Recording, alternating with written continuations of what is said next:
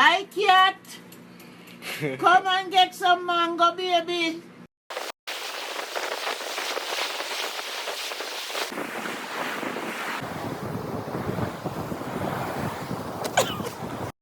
One, two, 1, 2, 3.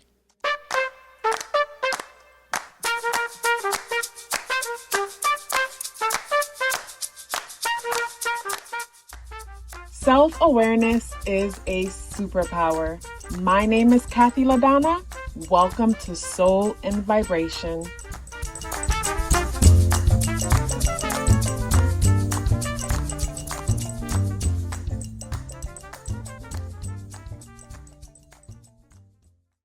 I hope the free thinkers are doing well. And if you're not doing well, I'm happy to remind you that you are the most powerful person that you know.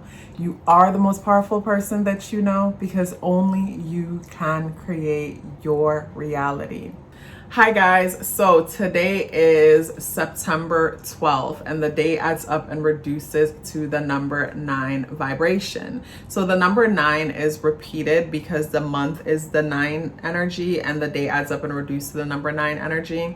And the moon is and the day is associated with the moon, but the moon is still in Aries, but at this time the moon is in conjunction with Chiron.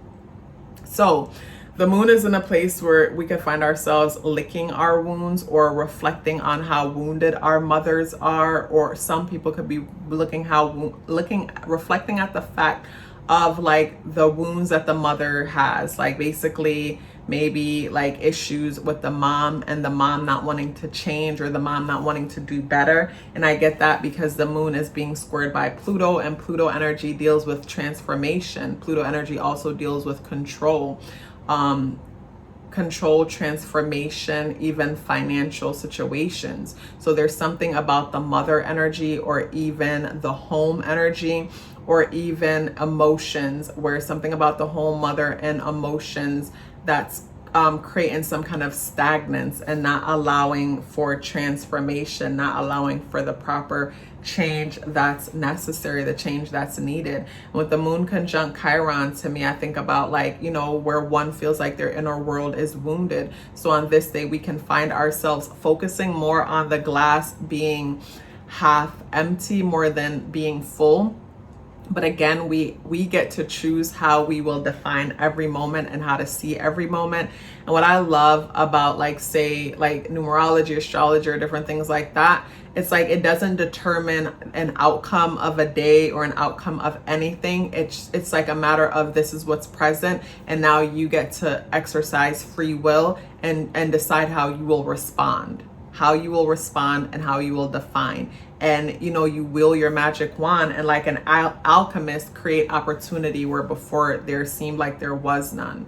But the number 9 energy being repeated, like I mentioned, with the month being the 9 energy, and the month September is the 9 energy, and the month, the day, and the year adds up and reducing to the number 9. To me, the number 9 is an energy that doesn't like to rock the boat, and I could see that with the moon squaring Pluto, where it's like no transformation. And to me, with the number 9 having a hard time with change, the number 9 energy and Aquarian energy, both humanitarian energies, both energies don't like to rock the boat. Even though Aquarian energy is known to be this badass and rebel, there's a part of the Aquarian energy that the whole ghosting, like when we ghost people because we've allowed them to have expectations of us that we don't want to follow through with consistently. You know what I mean? We've allowed people to have expectations from us that feels like a burden, or we might feel like an imposter to the expectations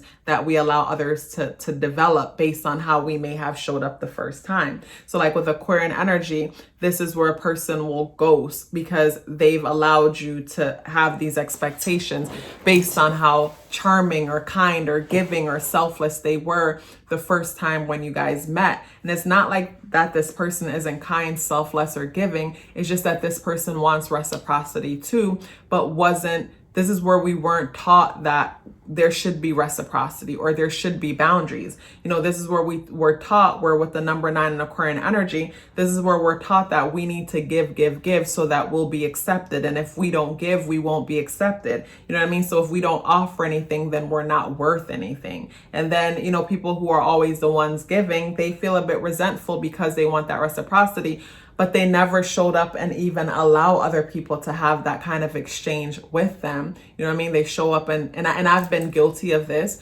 We show up and we give, and then we get mad because the other person didn't give. And like I've said before in other videos, some people might have healthy boundaries and they're willing to take advantage of your lack of boundaries, so that's something that came up with that energy. And with Monday tying in with the moon, Monday moon energy is, the moon is an amplifying energy that brings out sensitivities and emotions that we easily overlook. With the moon energy bringing out these emotions and sensitivities, and the day adding up and reducing to the number 9 vibration, to me, I get the feeling of like, this day reminds me of the kind of vibe where it's like someone asks someone, are you okay? No, I'm fine. And it's like, no, I'm fine, when it's like clear that they're not fine. You know what I mean? So it's like someone not wanting to rock the boat or upset others. So it's like they pretend like things are fine when they're not fine. That's an aspect that I'm getting from the day, because I'm looking at how the moon is positively aspecting Saturn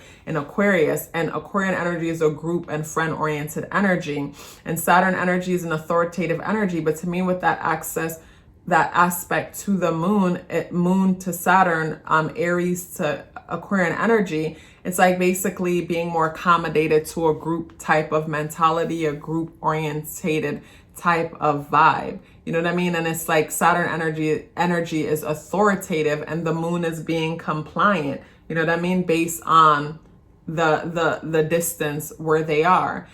So to me on this day, like, the day does add up, and the day is the 12, and the 12 aspect to the day, the number 1 is the individual, number 2 is, things in motion. The number 1 is what we identify with, and the number 2 is us nurturing the things that we identify with.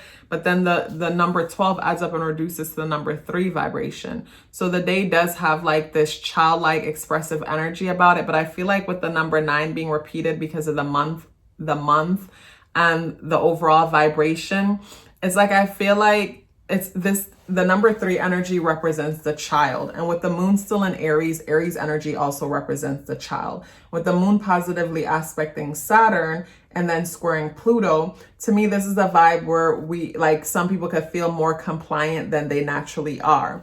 Like, it took me a long time to realize that I'm an adult. Like, I think it took me decades to realize that I'm an adult.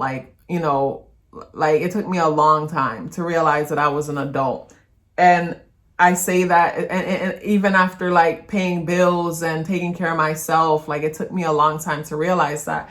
So it's like when I'm looking at the energies of this day, what comes to mind with that is, like I've mentioned in the blogs, in my blogs or in other places, where as children, we're so used to being told what to do, seeking validation. We're so used to seeking validation and being compared to each other with school, the grading system, and even how some of our parents parent. So it's like, as adults, we forget that we don't need people to tell us anymore that we can do something or we can make something happen. And sometimes as adult, some of us need someone to tell us that you'll do a good job in this career field. You'll do a good job in that. It's almost like we need someone to set us free and tell us, give us permission. You know what I mean? Because give us permission. And for the longest, I struggle with that. And it took me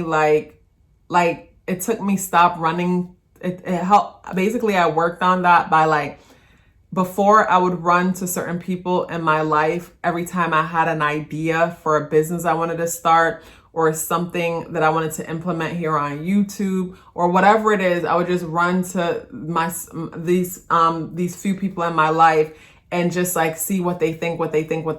And of course, they can't give me the proper advice because they have no experience with what it is that I'm trying to do. And deep down, I already knew what I wanted to do, and I would get mad at them, even though I wouldn't tell them, but I would get mad at them because they're not telling me what I want to hear, because I already know what I want to hear, but they're not telling me. And even though I'm telling them in a way to like show them like, you need to tell me this, they're still not telling me this, because like I'm trying to go somewhere they've never been. So ask yourself this, and pay attention to the next time you run to someone with an opinion, and pay attention to how you tell them what you tell them in a way so they can tell you what it is that you want to hear.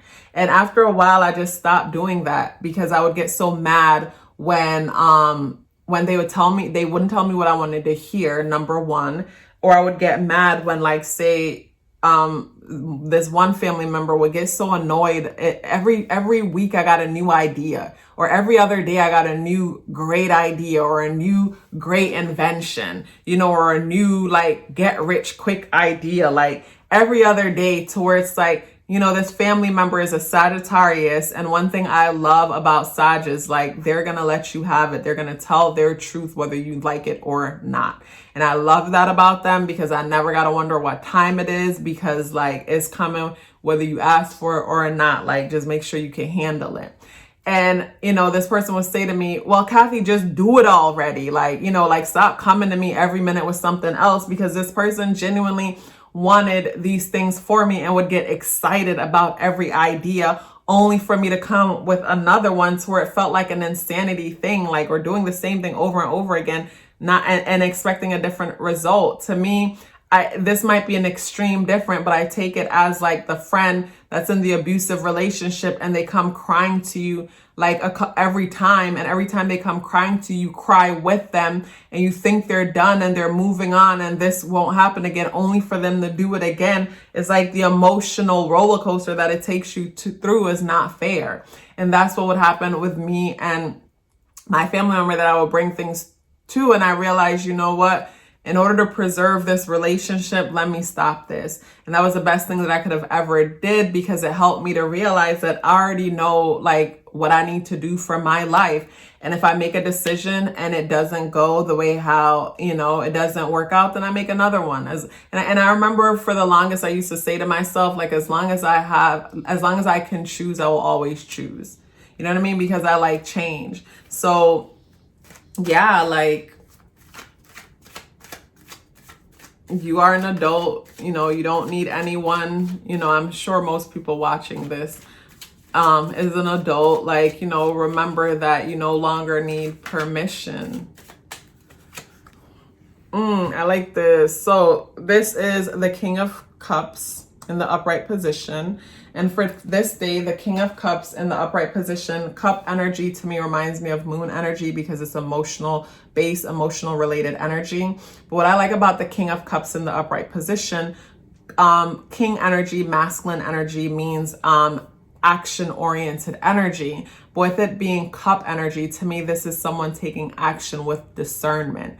This is someone who has emotional intelligence. This is someone who has learned from their past experiences, and from the lessons they've learned from their past experiences, they're having better and better experiences, instead of, like I said, experiencing the whole insanity cycle, doing the same thing over and over again and expecting a different result. So with the King of Cups showing up on this day, and I look at the moon in conjunction to Chiron, I think this is a great opportunity to like basically reflect on some of the emotional wounds that may come up on this day, and just write about them, write about your beliefs associated with them, and question those beliefs to find out, like, is this belief true? Because that's something that I love to do with myself. Like, I love to like question my beliefs and say, like, is this true? Who decided this truth? And why isn't this true? And from me going back and forth like that with myself,